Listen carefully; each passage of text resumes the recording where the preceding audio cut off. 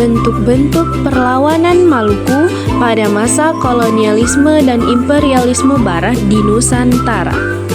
Anggota kelompok Muhammad Ayub, Muhammad Irhab, Muhammad Jepri, Nurhalijah, Rahmat Syapriyanto, Resti Hudayana Harisman, dan Zahsya Araisa Ahmad. Latar belakang Maluku sejak lama dikenal sebagai kepulauan rempah karena menghasilkan cengkih, pala, dan fuli yang sangat mahal di pasar dunia.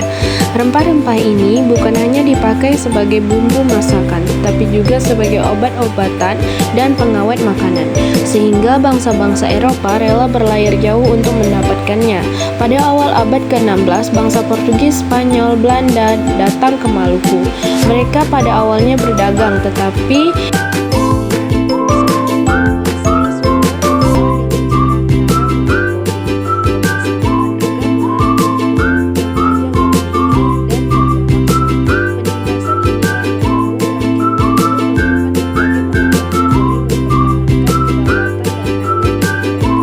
perlawanan terhadap Portugis.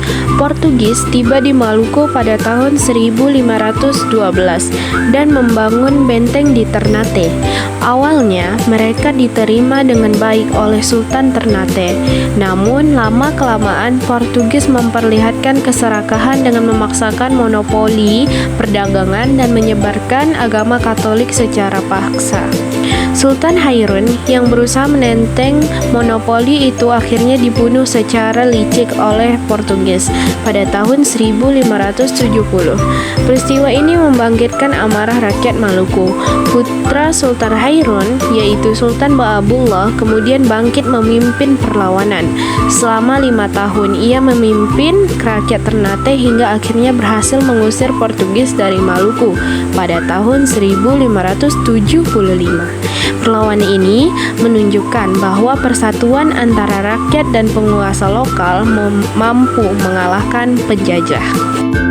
Perlawanan terhadap VOC Belanda. Setelah Portugis, Belanda melalui VOC masuk ke Maluku pada awal abad ke-17.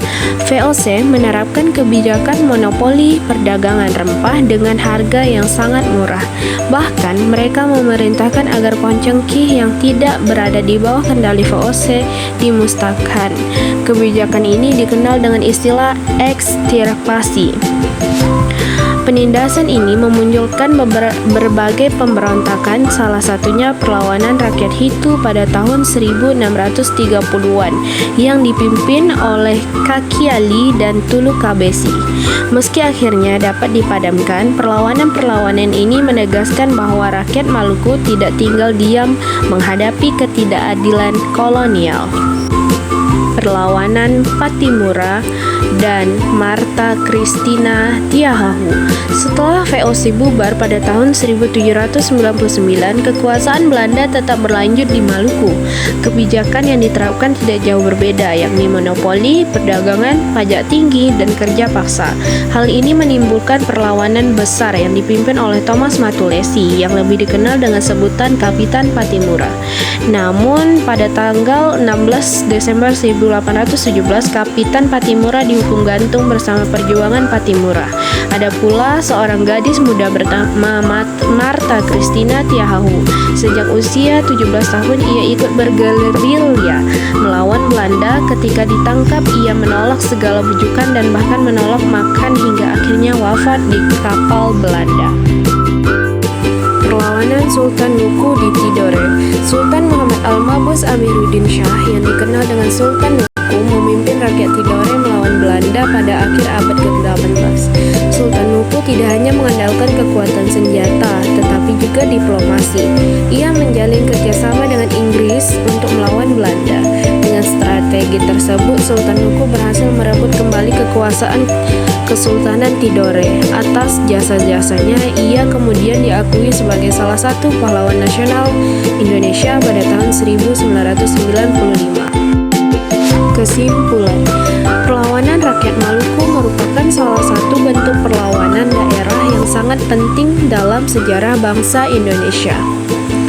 Meskipun sering mengalami kekalahan, perlawanan ini membuktikan bahwa rakyat tidak pernah menyerah terhadap kolonialisme. Semangat perlawanan mereka kemudian menjadi inspirasi bagi lahirnya kesadaran nasional dan perjuangan kemerdekaan Indonesia di kemudian hari.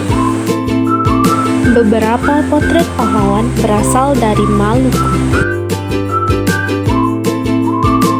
Hanya itu yang dapat kami sampaikan, lebih dan kurang kami mohon maaf. Terima kasih and see you next time guys.